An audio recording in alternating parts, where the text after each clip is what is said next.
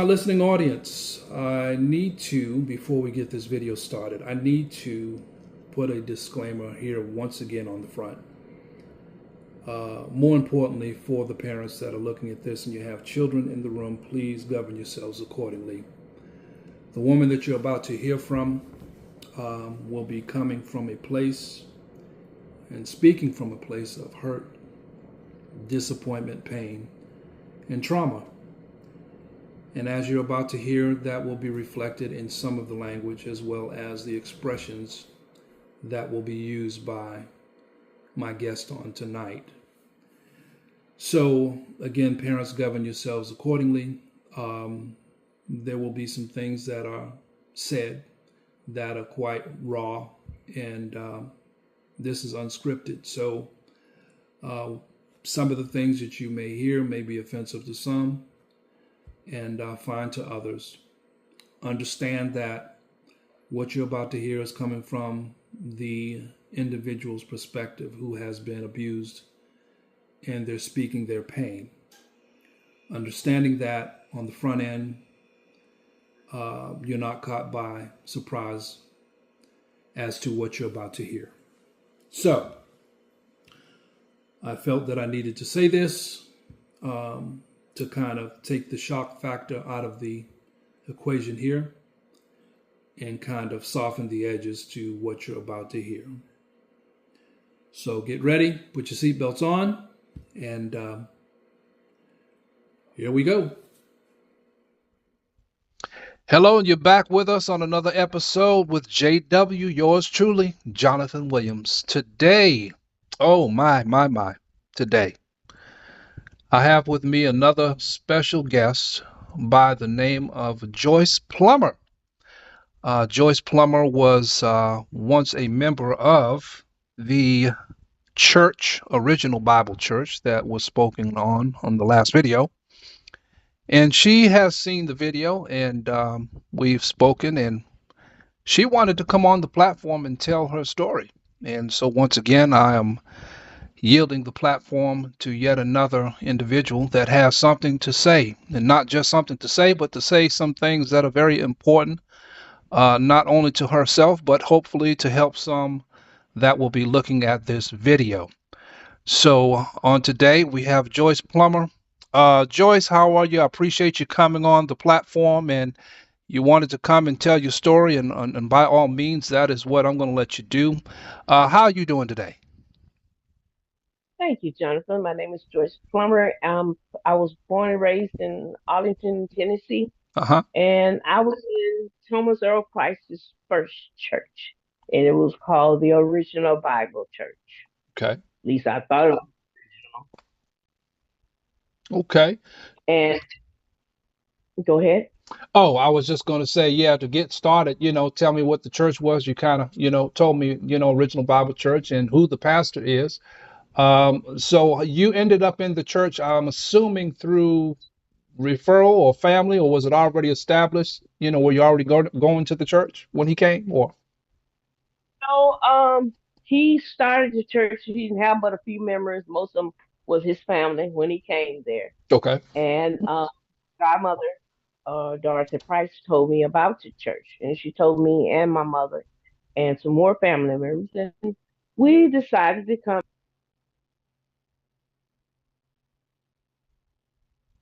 Came to was brutally assaulted, and I was scared and afraid, and I figured that if I go to the church, I will be out of the way of the devil, but that's farthest from the truth. Mm-hmm. All I did was jumped out the frying pan into the gumbo pot, and it was kind of awful for me because I this what happened through the church. It kind of like it hurted me and it affected me throughout my life, and I couldn't believe that happened. That you go into the church and you run right into the devil's hands, and it's make a young woman like me feel really really bad. And I started off when it was pretty good.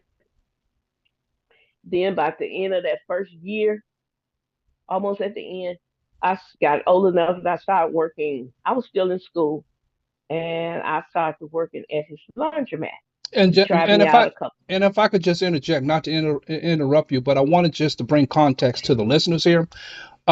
You were, when we talked, you were talking about you were already or already had experienced an abusive situation. So you were coming from a situation coming to the church, if you Yes, will, to basically, uh, get a better, quality of life. And you come from one abusive situation, and then you come to the church, and this is where you start experiencing the same abuse and even more in the church. correct. Okay, okay, go ahead. So when I started to, he was starting to come pick me up. He was having his cousin, and he said, "Well, you need to come to the church more often and participate in with the mothers, so they can teach you how to be a wife and a young lady." They weren't teaching me anything. They was just bringing me to the church just for him and Hmm. for him only.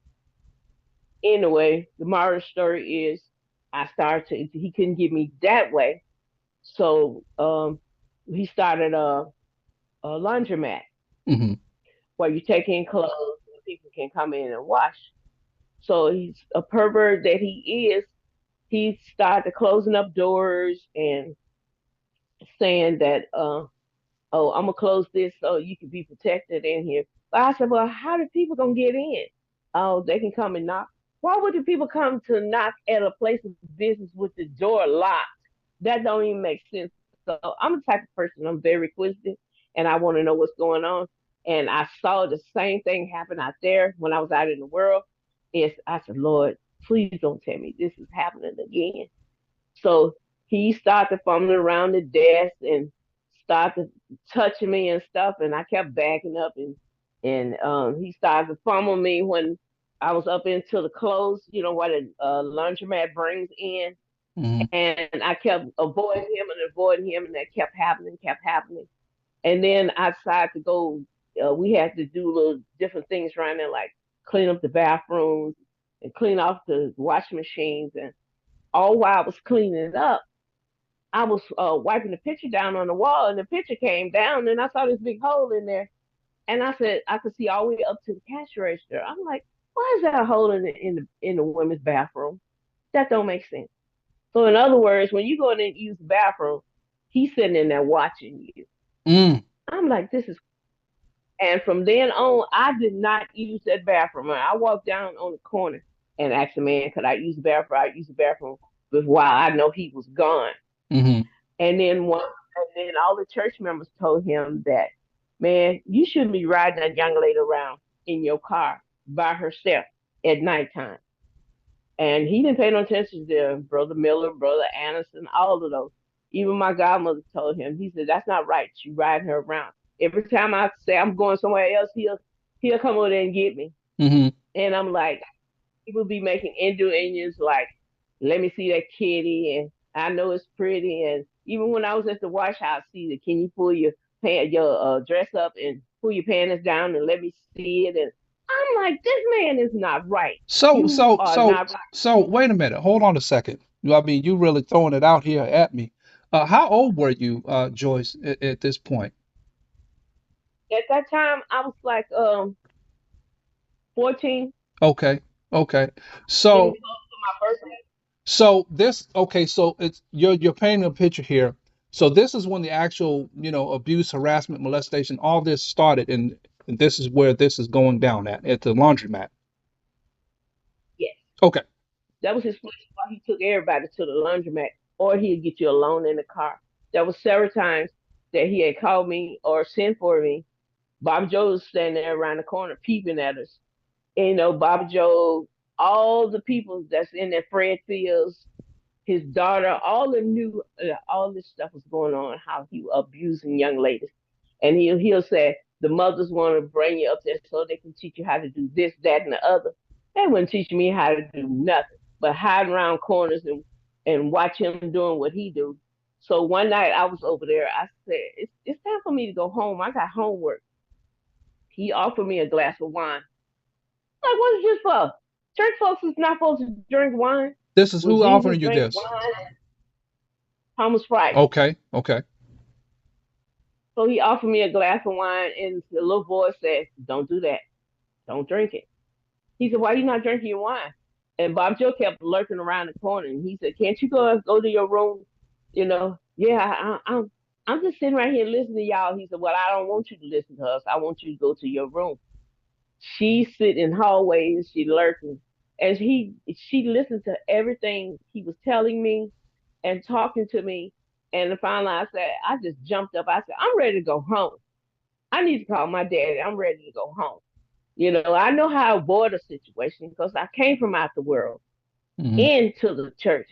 And I figured that after I got in the church, that I would, be away from all of this. And Right. like I said, I just skipped into the gumbo pot. And he just, no matter what I did, I said, I'm going to start. I told my mom, and she was not there half the time. And I told my dad, and he sit out there and watch. We used to sell fish sandwiches, barbecue sandwiches, chicken sandwiches to all the little town of Arlington. And they would come by and buy it. Hmm. And my dad say, he told my dad, he said, "I'm gonna make her my goddaughter." I'm like, where he get that from? I'm his goddaughter. He don't know that much about me. So anyway, tomorrow's story is my dad called me in the house. He said, "What's up with this? This man is a pervert." And I noticed he ain't paying no attention to the older women. He only paying attention to the young girls, and he really on you. I said, "Dad, I'm so sick of this man. I want to get away from him.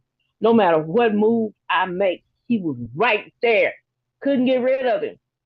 So finally, I kept praying and praying and praying. If you say no, he don't want to hear that. Hmm. He gonna keep on doing what he want to do. All the church members told him, "Man, you riding a young lady around in your car, and you riding around by herself at nighttime. You need to have one of the mothers, one of the other young ladies with you." And after the time went by, I kept trying to avoid him. He kept saying, "Are you coming to work today?" I said, "I'll make up an excuse. I don't have a way.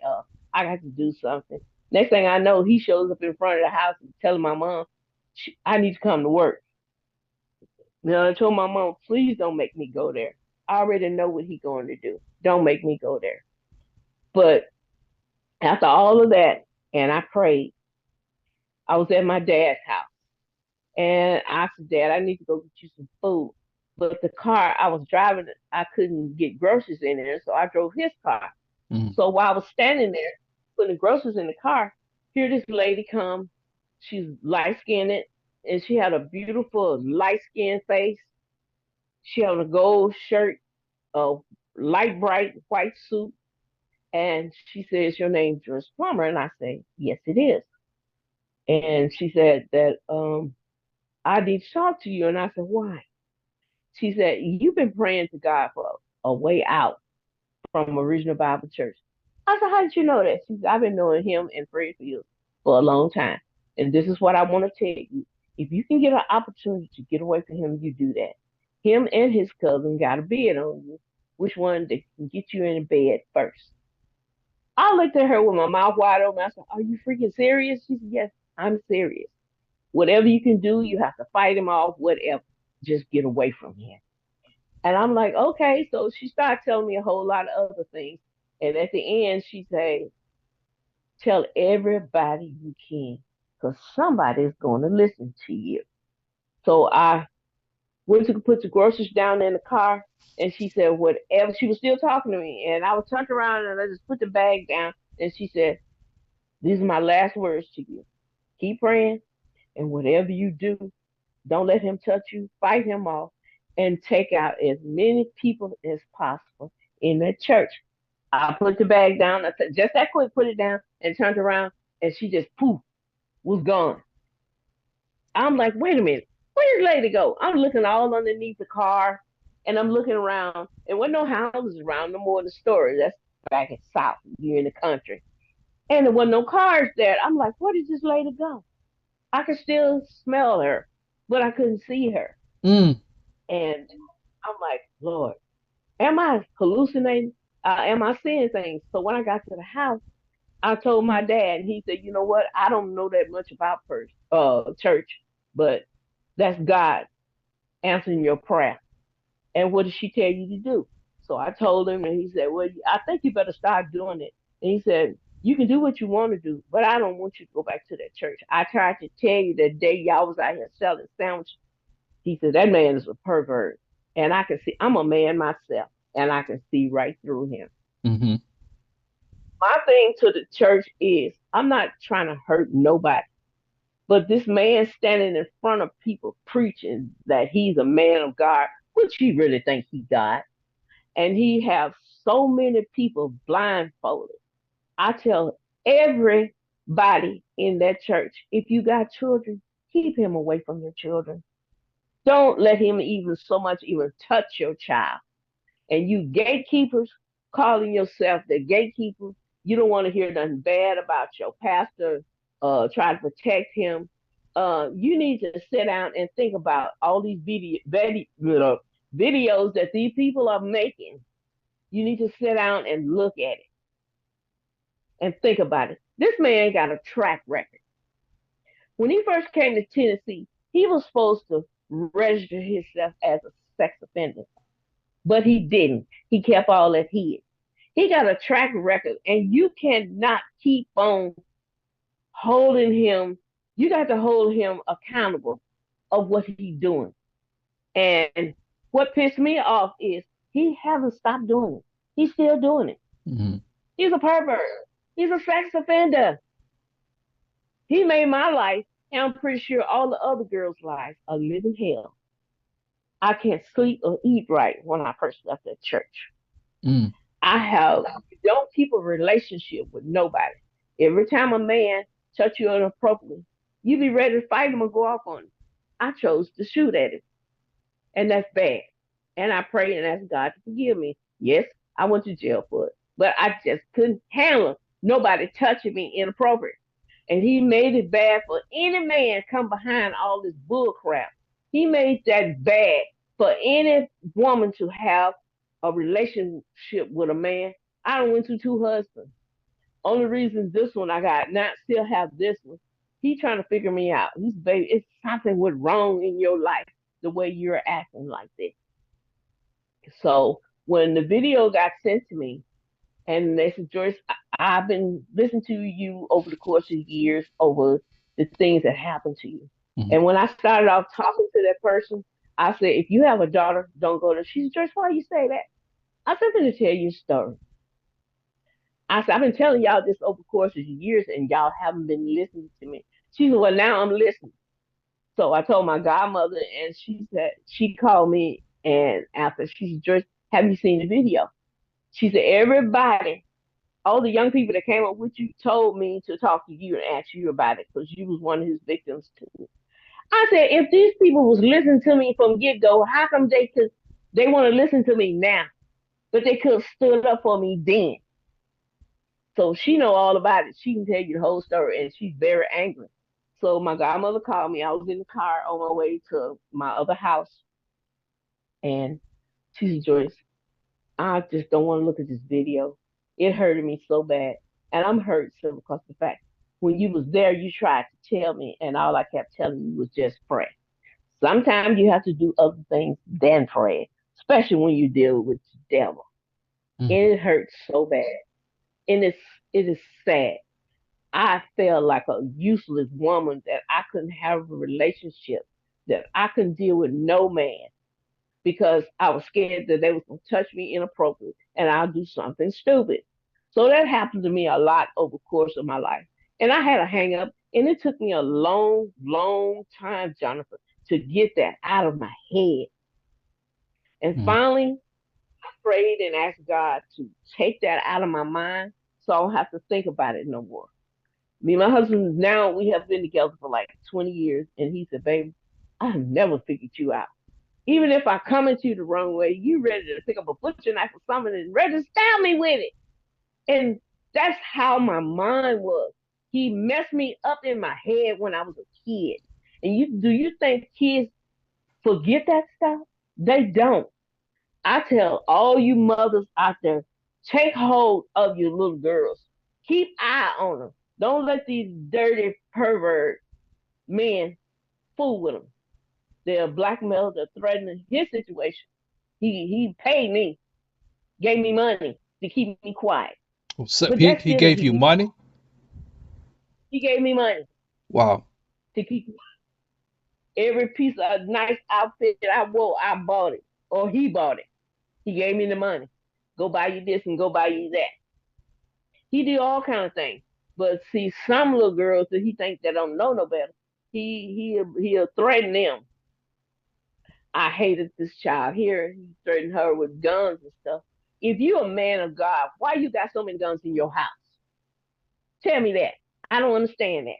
Are you planning on if she tells you gonna shoot her? Is that what you're gonna do? You're stupid. You're the most stupidest man I ever seen. He knows better not to put his excuse me what I'm about to say. His penis on the inside and I'm pretty sure he got some illegitimate babies out there somewhere. And I already know that the wife he got now, I already know you in jail, baby girl. I know he probably threatening you every day. I know you living in a living hell. And but you're not. You living in a house with a excuse me, John, a freaking demon. That's what you living in the house with. And you should watch your husband because he's still around there fumbling little girls. A zebra and a tiger stripes don't change. Your husband is a sex offender, Thomas Price. It's bad that these young girls goes into this church and they thinking. When I went into the church, Jonathan, I felt like, okay, I'm getting away from that out there, and I'm gonna come in here and I'm gonna confess to God. And I talked to him at first. But all that was, he was using that as an ammunition against me. He was using that against me.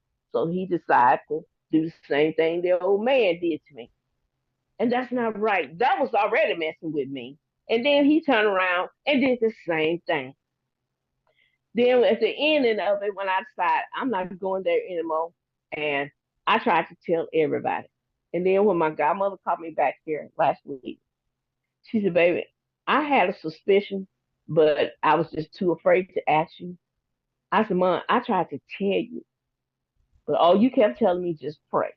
Sometimes prayer work and sometimes it don't. Sometimes you have to use your head for more than a hat rack. Stay, tell your little girls to stay away from that dirty old pervert, Thomas Earl Price. I You are a sex. I'm sorry. Go ahead. No, I wanted to interject something. As you were talking, what come to mind here. So you mentioned to me something about you were in the vehicle with him. He asked you to pull your panties aside. He wanted to look at your vagina and so forth. And I'm thinking to myself, this is the man, mind you, at the time that was your former pastor. So how was the mindset of this man when he would be in church and you're listening to this same man preach to you about holiness, talking about the Holy Ghost and demanding that, the members live righteous and demanding that they have a standard of righteousness and they're restricted to do this, not do this. And then when you're behind closed doors, as you're explaining your experiences, what was this man's uh, reason or his reasoning, if you will, behind justifying what he was doing to you? Oh, God spoke to me. God ain't spoke to you. You know, he in the car talking about what really broke the camel back, Jonathan, was when we was almost I lived in Arlington. His laundromat was in Memphis. And when we on the highway in the middle of nowhere, he say, I want to ask you something. I said, what is it? And I felt my hairs on the back of my neck when he turned around and looked at me. He asked me that. He said, do me a favor. I said, what is that? Pull your pants down and open your legs up and let me see that kitty. And I know it's pretty. And I just want to see it. Won't nobody know nothing about it. Are you freaking serious? Everybody, I know it. That's the most important, and God up above know it. I said, you know what? Pull this car over and let me up out of here. No, I'm not going to do that. Why you can't do that? And then he kept persisting after we got to the shop, and that's when I just freaked out. Don't come nowhere near me. And he had this little bar of the key thing to go to the bathroom. And I told him, I said, if you come anywhere near me, I'm gonna stab you with it. I went through this when I was out in the world. Why, God, why are you letting me go through this now? I don't understand. What is wrong with this man? And he stayed gone for a while until he thought I done calmed down. And how did I get home? I don't remember. I was so mad. I don't even know how I got home that day. All I know that I didn't go back with him. Mm-hmm. I locked the door. I dropped the key back into the mail slot, and I left. And I didn't go back Mm-hmm. for a while. And when he got to his end, I was so mad and upset. And after I told him, I said, I need my money. So he paid me. I came back to the laundromat that day, and I said, I need my money for I don't work like two weekends in a row, and I need part of that anniversary money too. He said, okay, okay, whatever you want. No, it's not a matter of what I want. Just give me my money and through all my pain and suffering I done dealt with you. Okay, okay. So you gonna come to church? No, I'm not. This is my last goodbye. Have a nice day. Mm. And then after then, I came in the church. They was having some special at the church, and he was so guilty and looking so guilty. He had missionary Price to get up and speak, and he had several other people to speak. He was so squirming he couldn't even sit still that day. And when I got up and when the church was over, I tried to talk to everybody. And here come Richard Fields. He made him the assistant pastor so he can keep his mouth closed and he can go into whatever he had going. To all you gatekeepers in that church, you dealing with the devil. Open up your eyes, open up your ears to see through this man. He is a pure devil. He said he got the holy. You got a ghost, but he ain't holy. Mm. My goodness. Mm. I speak to that to any pastor. You may have one that drink, smoke weed, do drugs, homonging, going out partying on the weekend, get up and come to church. They got to hang out this world. And then you have sex offenders that touches boys' private parts. And then you have dirty old men like Thomas Earl Price fooling with little girls' parts and giving them a complex. So I say to you, church members, wake up because he's coming for your little girls. You can try to discredit me all you want to. I ain't got nothing to discredit for because he done already discredit me. And it's been happening to me over the course of the years. He already done messed me up in the head. So I'm not personally, I am personally, I take that lie back. I am personally coming for you. And I'm coming at you. You need to step off that pulpit and step down and let somebody else step in. You stupid idiot other members, you want to sit there and listen to him, you go right ahead. You need to watch this movie called Ruthless. He in the same situation. I know he's not going to take this land down, but I'm speaking to you as the truth. I don't have no reason to try to ridicule this man or no reason in the world. I'm just speaking to you how he did me. And there wasn't no reason why I had to go through that. And I'm looking in your face and telling you that right now. You need to stop. You have messed up so many little girls' heads. And the rest of them, they're scared. And it was just by God's grace, as I got older and I was talking about it. And this particular person told me, I have a person that you need to talk to, and he can put it out there. So she got on the phone, hooked us up three-way, and after then, here we are. Mm. What can Wow. This is wow. Okay.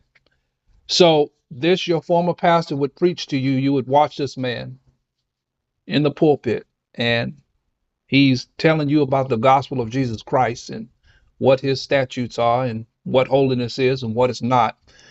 And then he would be alone with you, what would he tell you that would justify and say, all this was okay? Would he say it was okay, or what? I mean, did he not see that there was a problem with God with this, or he just, forgot about He holiness when he was with you?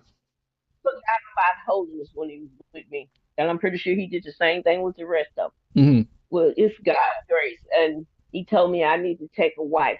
And he used to say all the time that, oh, I'm going to get me a young woman to be my wife. He wasn't thinking about no God when he offered me a glass of wine. He wasn't thinking about God when he asked me to see my private parts in that car. He wasn't thinking about God when he had me hemmed up between them clothes, fondling me. He wasn't thinking about that. He was not. That Mm. lady appeared to me and she said that between him and Fred Fields, and I'm not forgetting about you, brother. I'm coming for you too. She said that they got a bid on me. Which one of them can get in my panties first? Well, thank God neither one of them. And him, Fred, I hate him more than the lower life. And I hate your cousin Thomas Price even worse. Because y'all scum to earth. And I hate y'all what y'all did to me. And I hate you for what you're still doing to these little girls. Like I said, a tiger and a zebra do not change its colors. And both of y'all demons.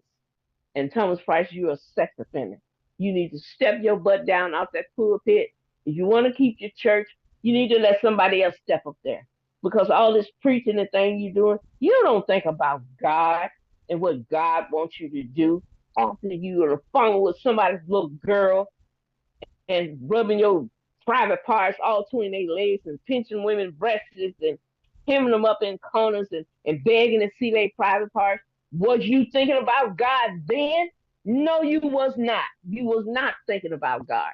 You're a demon and you're a sex offender. And you were supposed to register yourself. I tell FBI, NAACP, anybody that would listen, you need to investigate this. Mm. You need to investigate. You really do. My little episode here may not make it no further, but somebody need to wake up and And smell the coffee. and again, as I put on my last video, at the front of the video, the disclaimer for those that are returning, I'm sure that um, children, certain age, 15 and under, don't need to really be listening to all of this, so govern yourselves accordingly. I'm sure that at this point you've kind of figured that out, as this is a another story here that we are listening to. Uh, Joyce, was there anybody, you use the term gatekeepers, those are what I call individuals who are very aware of what the pastor is doing, has done, and they, for, you know, whatever reasons for the notoriety, keep quiet because they want to, sometimes hold positions or get favor with the pastor. So they keep quiet and keep the pastor's secrets, unknown, and keep his deeds secret. Sometimes he has something on them, or maybe they participated with the man. I don't know. But for whatever the reason is, they keep quiet about this stuff. Do you know of any individuals that were well aware in this man's church of what he was doing? And if so, All of the even the deacons in this church said, "Man, you need to lighten up." And all the church people see what's going on, and that's not right. mhm, It's really not right. Brother Miller, Brother Anderson, all of them told him. Even my godmother, she saw what was going on, but she didn't think he went that far. Oh yeah, he went that far. mhm, He went that far. And I even went to everybody. I begged and pleaded, make him stop touching me, make him stop. He's not who y'all think he is. And they knew all about this. Like I said, Richard Fields, Fred Fields, Bobby Joe, and all of them, he make them the highest position in the church. And he tells them, "Oh, the devil is a liar, and don't listen to them. They just trying to discredit me. I don't have no reason to discredit you, man. It's like you did this. You brought this up on yourself. What were you thinking when you funneled these girls, including myself? What were you thinking when you sat in the car asking them? What was you thinking getting between that girl's legs, jacking off and all that stuff? See, he know not to stick it in because he figured these young girls he gonna get them pregnant. These members know what was going on. That's the reason why he lost. Because I made it my business that I told everybody in that church. It was one of his lead singers. She asked her daughter. I said, "Did he ever fun with you?" Oh, he was talking this smack, but I didn't let him go no further because my brothers and them nipped that in the bud. It was two other young ladies. I'm not calling no name and no names. I'm not getting nobody in trouble. It's like he was trying to come on to her, and I politely got in my dad's car. I went over to their house. They live not too far from us, and I told her boyfriend. He said he wouldn't let these young people marry who they want to marry. He will not let you touch no woman up in it till he try to figure it out and touch them first, Mm, or try to pull them on his side. They would be dating. He was like, "No, you can't marry her. You got to break up with her." And then the young men that came on when we first started, they said, "Oh no, we're not having it. We already know what he trying to do. He trying to get into it first." And I say, if you love this girl and you want to marry her, I suggest you go and snatch her about the laundromat, snatch her about that church, and that's what the most of them did. I like that lady told me that appeared to me that day in the car. Make sure you take all the women, all your mother, your godmother, everybody you can. My godmother, she stayed in there for like another year. And when she kept telling him that he need to leave these young girls alone, stop riding these girls in their cars, and stop taking them out to dinner. Oh, he did all of that. mm-hmm, Start trying to paint them to be hush mouth, all of that. And he didn't listen to nothing she said. She just said God told her to just dust her feet and walk away. And then when I went to Memphis one day and I talked to his main singer, and she said, "Joyce, you look like you got a heavy load. You want to talk about it?" I said, "Can I?" Because anybody else listen. She's already know my daughter and my son told me what you told them. And they said that the girls knew what was going on that was working with me. Like I said, I'm not calling no names. And she said, "I already know about it. We all had a meeting here at my house and we discussed it." And after then, that's how he lost all of his members because they got tired of seeing him doing what he was doing and wasn't trying to do nothing about it. mm-hmm, Like I said, uh, a zebra and a tiger does not change his stripes. And a sex offender is not going to change. He need to be right up there with R. Kelly, at least 6 feet under than R. Kelly, because both of them is perverts. And this man needs to be stopped. And when I say he needs to be stopped, somebody with a high authority needs to stop him and make him register himself as a sex offender. And you church members better wake up, because if you don't, it's gonna be another Jim Jones situation. And he got that mentality in his head. He think he God.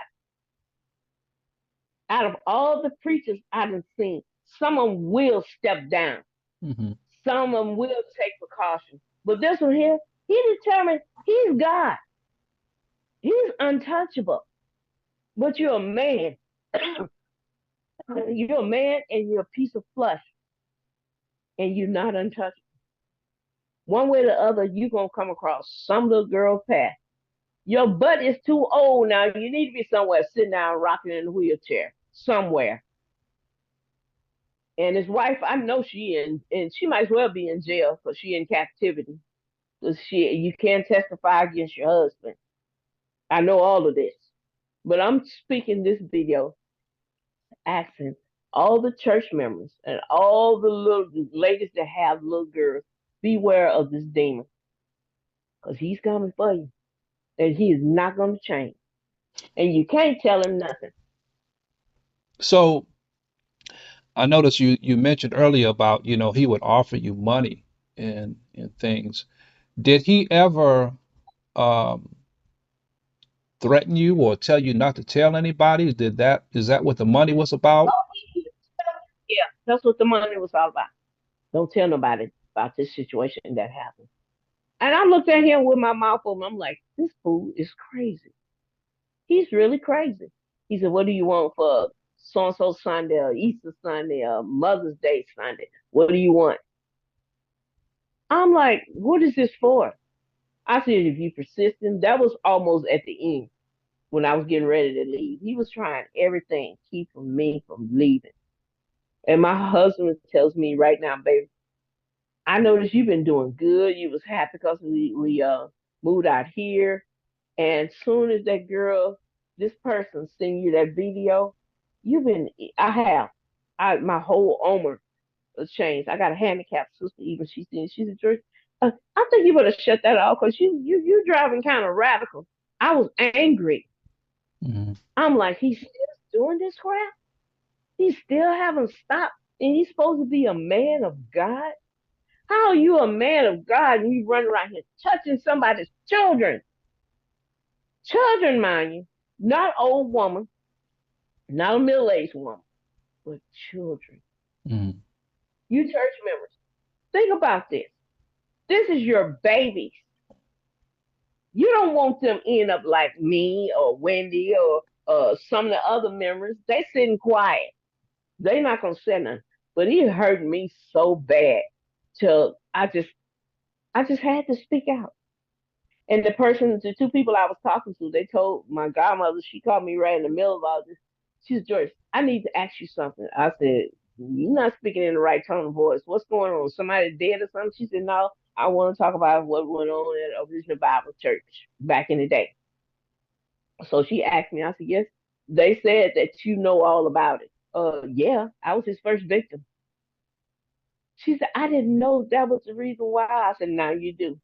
And right now she is so hurt by this. And she didn't realize all this was happening to me. And it did. And it hurted me so bad, Jonathan. Along over the course of the period of time, I thought about it, I prayed about it, and I prayed and asked God to take this out of my mind. Help me to get over this. I couldn't function. I didn't feel right. I went through two marriages and so many relationships, they just don't work. Because soon as they touch me the wrong way, then it's all bad for them. Yeah. Yeah.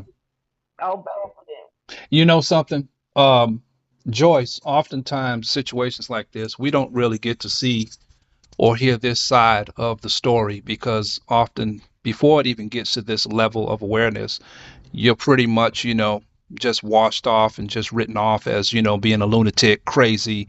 Your detractors are going to say you're lying, and, all that comes with it. Jesus Christ, he went through the same thing. So, when we look at that as the example, who are we to say, we can't be talked about or said that we lying or we just trying to destroy, something or a person. Um, the devil is very cunning.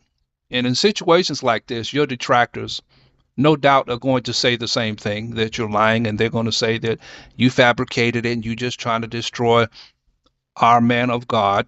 Okay. But the reality of it is what you will see.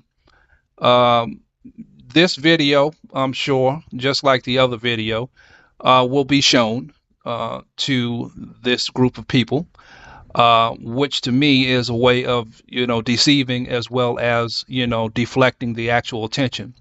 Uh, the devil being who he is, he's very cunning. And, if he'll take a video or they'll take a video like this and show it, that's a way of saying, well, I don't have nothing to hide because look, I'm showing you the video. So if I had something to hide, then I wouldn't be showing you all the video or talking about it. But the reality is Right. of it is that you can have so much confidence and faith in a man to the place where you see them as a god. He has, oftentimes these preachers, they become the mediator between God and man. There's only one mediator between God and man, that's Jesus Christ. And often you'll see these pastors replace Jesus Christ and they become the sole prime authority on anything that said that falls from this man's lips. That is what they believe. That's what they go to. It's like they don't have the spiritual awareness to be able to see outside of the things that you're talking about. They can't comprehend in their mind that flesh and blood is what it is. Flesh and blood, in that it fails. If you look through the Bible, you see all the old patriarchs, not a single one of them didn't fail. Not a single Hmm. one of them. Come on. Not a single one of them. The only one that we had for an example who was perfect was Jesus Christ, the man himself. But if you look all through the old Bible, you look up through Paul, as great as his writings was, this was a man that felt like he was persecuting the church and the people was being killed, and he was doing it and he was in the right for what he was doing. Now look at that. That's right. So, Hmm. these people are in the same mentality that they feel like this is a man that can't fail. It must be a lie. It's not possible that my man of God, that's teaching me about holiness could be living a double life. That's where you get deceived at. That's what the enemy does. He gets you comfortable with an individual. And you're sitting there and you start to reverence a person to a place where you feel like they're beyond reproach.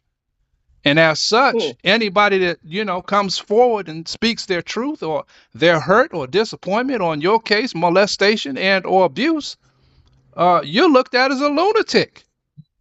You're looked at That's as a right. lunatic. You have just as much sense as the next individual, and people want to detract away from your experiences and say that it didn't happen. Well, you crazy, or the devil just put all that in your head, and so forth. I often say in my other videos, all y'all got to do is just get on your knees and pray to the God, the one that created you. Talk to him. He's Hmm. not unjust that he would allow you to be deceived about something like this involving your pastor, especially if it's involving your soul. So, That's the reason why he didn't come to me. hmm I prayed and asked God to show me what to do. right. And he showed me, get out of there. hmm It's not working. This man living a double life. Most over half of the preachers are living a double life. But man, let me tell you something. If I lay down at night and never get up no more, you have really hurt me. You're not only hurting me, you hurted so many young girls that's scared to come out and speak the truth about you. Church members, this man has a double life. I hate you more than the Lord allowed. And God forgive me for saying that. But you are wrong, Thomas Price. You hurted me, you hurted Wendy, and you hurted all the other little girls in that church scared to come forth. I'm not scared, and I'm not scared of you. Your day will come. It really will come. What you need to do is pick up that phone and call these girls and say, I'm sorry for what I've done to you. But that's too much like nigga act right. You ain't gonna do that. You ain't gonna do that. Well, then And that I'm would that sick that of that. that would mean accountability, Joyce, and think about the legacy, if you will, the history, if you will. That would destroy all of that. Sometimes, and let me say this, I hate to say it, but it really is the truth. Sometimes your legacy, your history is greater in your mind and in the people's eyes than your ability and willingness to apologize. Let me say that again. Let me say that again. Sometimes your legacy and your history, what you've built, is greater than in your mind your ability and willingness to apologize. What am I saying? Mm, Your pride can take you. King Nebuchadnezzar was in the same predicament. He was one that was king, and God got him to the place where he was out there eating grass with the beasts and didn't even know it. This was the most highly esteemed man now that people looked at. And this man didn't know that he was out there in the field eating grass with the beasts. Pride will get you to mm, a place, where you will know what you need to do. But because of your legacy and your reputation before the eyes of the people, you won't do it because that's more important to you. And you just right for God in that situation because He know how to bring down your legacy. He know how to bring and expose your history. As a pastor, listen, I say this, and I've said it often many times. Um, the church can be a place of healing, and the church can be a place of destruction, depending on what's going on in there. One thing That about was a it, yes, one thing about it, I don't believe in the fact that if you are pastoring people and you know that your life is not right, why hypocrite? Just be done with it. Step out the pulpit, step out the church. You can do all of what you want to do. It doesn't make you any better. But then when you are get in the out. pulpit and you are leading the flock, it just brings such a much bigger dynamic to the whole narrative. Correct. What he needs to do is step down, get a mic to somebody else, and go on out there in the world. You can do what you want to do. But right now, you're hurting people's lives. You're damaging people's souls. You're damaging people's minds. You're just messing people up. And you start off at a young age doing this to people. You're messing people's heads up. And that's not right.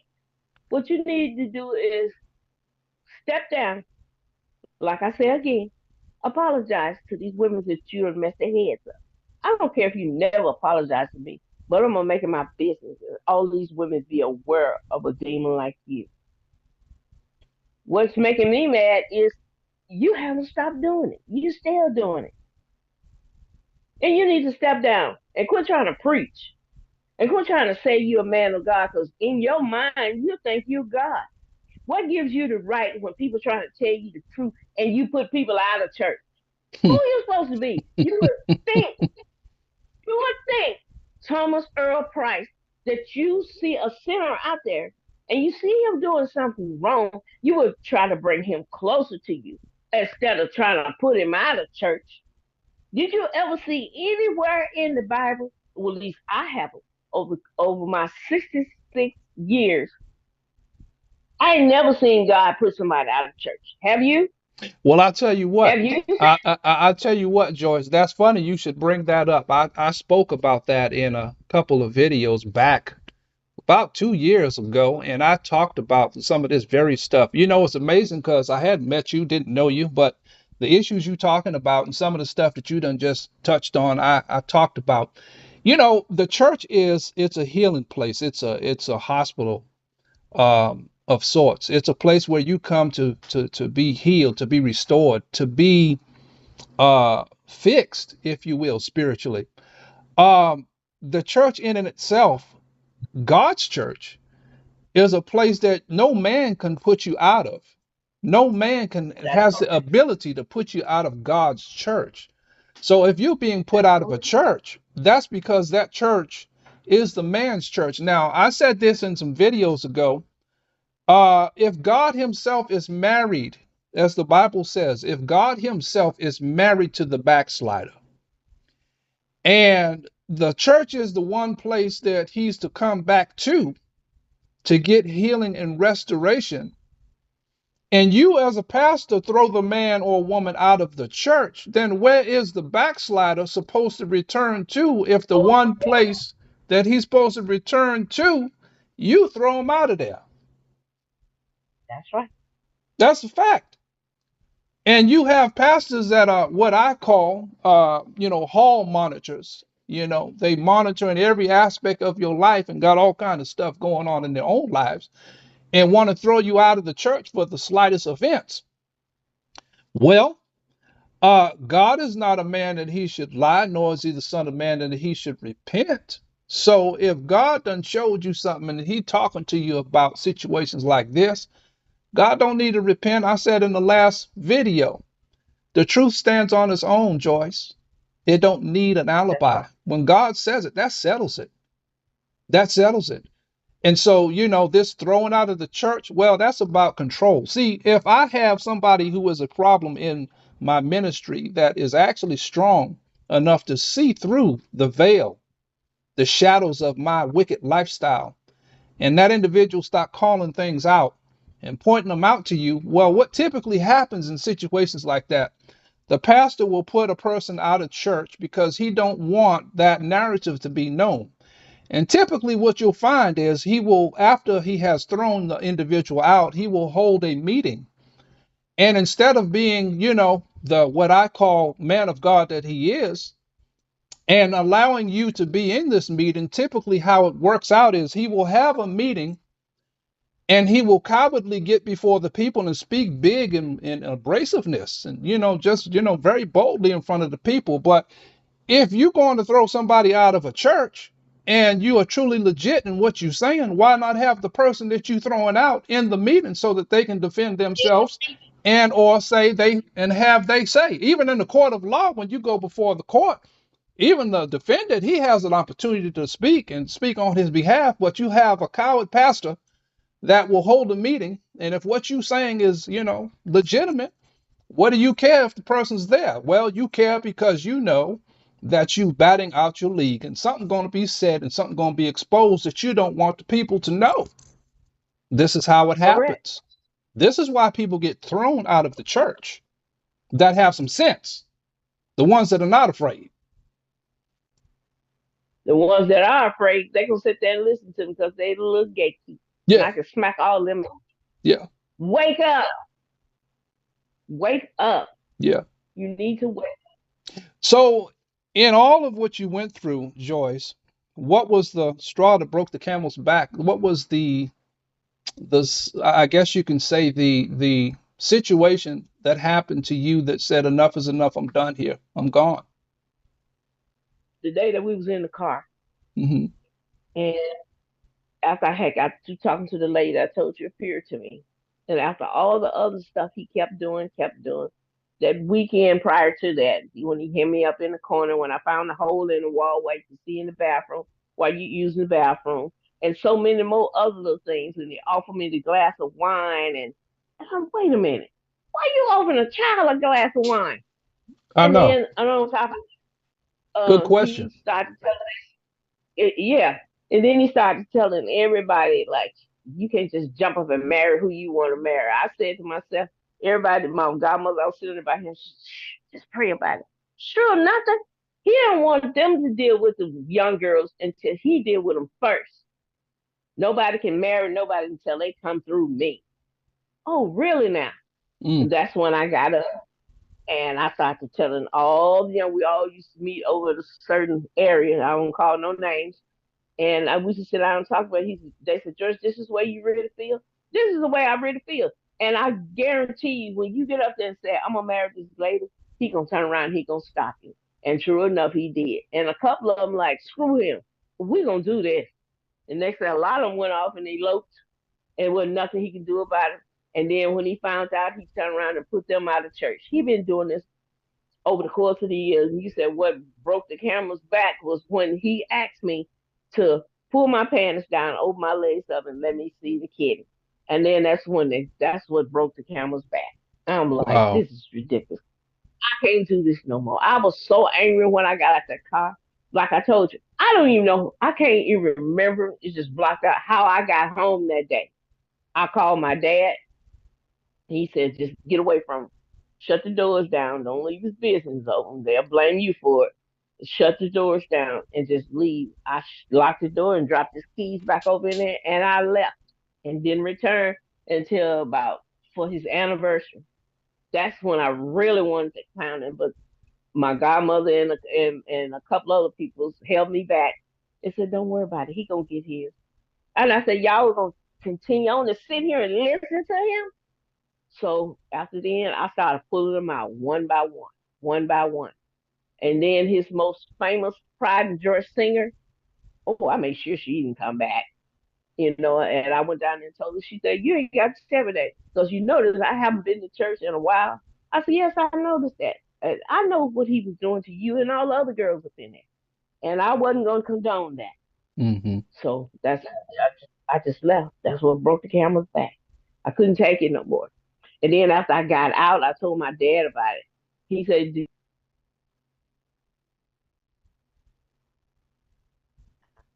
and then certain people started getting on his jock, and Certain people started leaving. He didn't have but a few members left. Us when I left up out of there, I did just what that lady said. Take over half the church was my family, Mm-hmm. and I said, "Dude, you got to go." Next thing I know, he was leaving. When Mama left, that opened up. Excuse my French, what I'm about to say. That opened up a can of worms. So that left him open for the whole town of Olive to run him up out of there.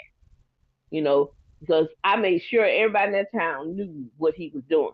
So this was the I reason wasn't for trying to. this. This was the reason for the split of the church. Mm, He okay. ain't gonna tell you the truth, but they told him he had to go. They didn't need no sex offender in that town. And my dad, he didn't have matters either. He told everybody, we need to get him up out of this town. Mm-hmm. You know, when the redneck white people get a hold to it, he had to go. He had to go. He didn't have that many members left. Nothing but the few little snitches that he had, his little gatekeepers. That's all he had. And some of them, he still got them now. And the only reason he still got them is because he done gave them a higher position in the church. And some of them are just plain stupid and dumb. Mm. But the people he got now, he's like, they can't go nowhere. They can't do nothing. And they just sit there and they listen to him. But what I'm trying to tell you people, wake up. That is a demon you got up there preaching. That is a sex offender. Keep your children away from this demon. And like I say again, I know you're not going to do that. You should feel it in your cold hearted heart somewhere and apologize to these girls. I done spoke my piece today. And I hope whoever listens to this, I hope you take this in a heed.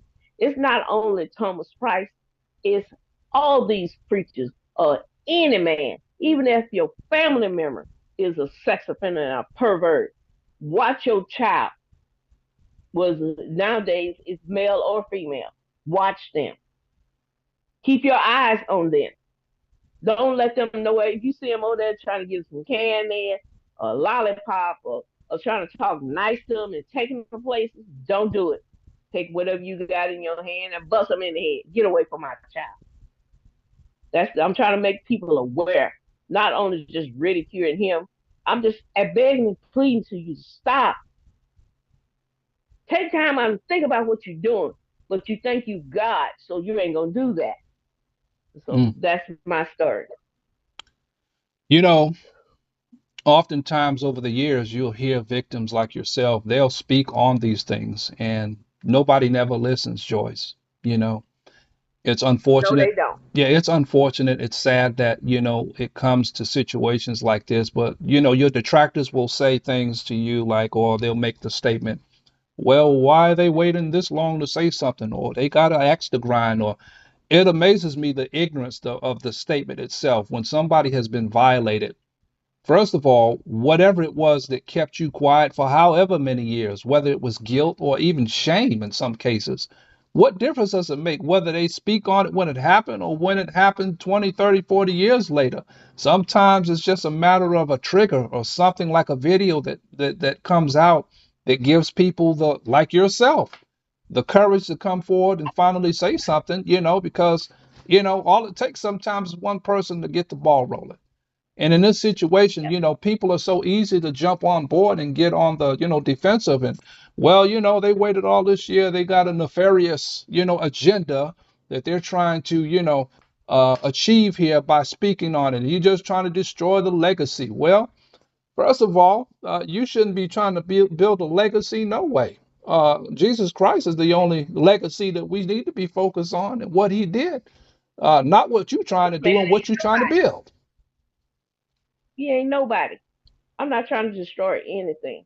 It's like if you'd have went on about your business and stopped, you'd have been good. Hmm. I've been telling people over the course of the years, but here now, everybody want to take me serious. Yeah. Well, why you didn't speak before now? I've been telling everybody over the course of the years, this is what this man been doing. And then after this person brought this video, this young lady, and I started talking, and I guess she must have told some of her family members, and I've been telling, I said, you remember when I tried to tell y'all over the course of the years, and y'all tell me y'all, now that ain't right.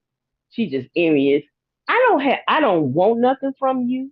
I don't like you. I wish you would drop off the face of the earth. I don't want nothing from you. I just want this to stop. I live in the state of California and I see this stuff happening all the time. And then when it happens to you, Jonathan, when it happens to you, all you can do every time I see it on a movie or anything or hear about some man molesting some, I just sit there and start crying. Hmm. Why do these perverts have to prey on children? Tell me why. Because y'all some low down dirty dogs and y'all need to be stopped. Here in the state of California is one young lady. He this lady's it was her husband and he raped his daughter over and over again and he beat up the wife. So he raped the daughter and she ended up pregnant. And one night he came in drunk and she took him out. Mm. She cut his private part off. And police and then when they went before the judge, he said, if you don't stop talking, that what you got put back on gonna come off again. And I'm gonna let her do it. Wow. What gives you to take somebody um take a young lady's virginity? What makes you do that? You was married to the mother and she wasn't good enough for you? Why you couldn't there's hoes and prostitutes on the street? Why can you do that? Why you got to prey on somebody's child? Don't you know psychologically this child gonna be messed up for life? Don't you Yeah. know that? No, he don't care. Yeah. That's what I'm trying to get you to do. Stop touching these babies. Stop touching these babies. And that's I not only go for him, that go for any preacher or any man or any daddy or so-called to be daddy is out there doing that. Hmm. That's what I'm trying to make people aware of that. You mess these people, these young girls' lives up for life. This ain't gonna never stop bothering me. And it's never gonna stop bothering this young lady and all the other young ladies he done molested in that church.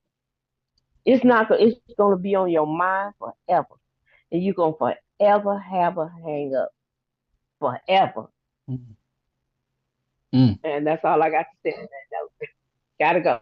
All right. Well, we sure appreciate you, Joyce, taking the time out to speak with us on today. I think it's very important, that people hear this because there may be somebody else that'll hear this and they may want to come forward as well. Because certainly we're not through with this.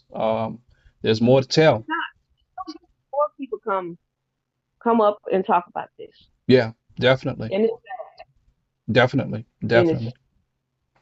And again, appreciate you taking the time to give me your story, and certainly we'll keep you in our prayers because something we don't often talk about the effects of stuff like this that it have in the latter years. You were just a teenager, and here you are. I believe you said you're in your 60s, and on some level, it's still affecting you. still bothering. Yeah, and I know yeah, it's and been bothering me until I saw the video, and once I saw the video, I started back having nightmares. You know, and I'm like, God, please don't let this come back. But it was affecting my home life now. And my husband told me this morning, he said, baby, I know this bothers you. And the dirty dogs that did this, the two dirty dogs that did this to you, they need to be put out of their misery. I hated this happen to you. Now I can understand you a little bit better. It takes a strong man to understand a woman like me. yeah, It really does. Or any woman that's done been through molestation, rape, and all that stuff. right. It takes a strong man to hang with that woman. Hmm. And Well, she's gonna always be on the defensive side. yes. Well, um, certainly again, appreciate you, Joyce. And my line is always open to you anytime you want to talk. And if there's anything else that you feel that's pertinent that you need to say, we can do this again. So don't feel like this is a one and done. I'm here for you, and I'm sure those that are looking on. I hope somebody take heed of these videos that you're watching. And I know somebody's gonna be out there. looking and listening, trying to find a way out. I ain't gonna say when I left that church, I gave up on praying. I never stopped praying. Hmm. Never stopped praying. Always pray. Don't let the devil make you go against God. Just keep praying. One day, someday, somehow, He will answer your prayer. And God did answer my prayer. He got me out of that church and got me away from Him. He can throw you to the cows to come home, but when God step in, ain't nothing He can do. Nothing. And when that lady talked to me, that's what gave me strength to Hmm. kick against Him every step of the way. And once I left, I dusted my shoes off, dusted the dust off under my feet. I couldn't get it out of my mind and my heart, but I left. Hmm. I'm not trying to. They said, "Well, she making this video trying to discredit him." No, I'm not. I just want you to stop. Leave these children alone. Go to an older woman or go get a prostitute off the street. Leave these babies alone. That's all I ask of you, and that's the end of my conversation. Well, there y'all have it from Joyce, Miss Joyce Plummer. We thank you, Miss Joyce. And if y'all need to reach out and need to contact me regarding this interview or any other one for that matter, informationstationjw@gmail.com, informationstationjw@gmail.com. And as I always say, until next time, peace. Peace out. On an end note, side note, whatever way you want to look at it. Now, don't you deceptive, false, and fake pastors now go before your people and pull out what I call the fake cry, the fake sniffles. God see you, sir. He do. Yeah. He also sees your deceptive and tactical playbook.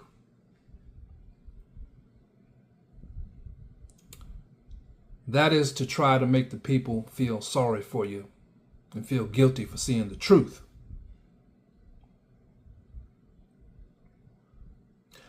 God sees you, and others do too.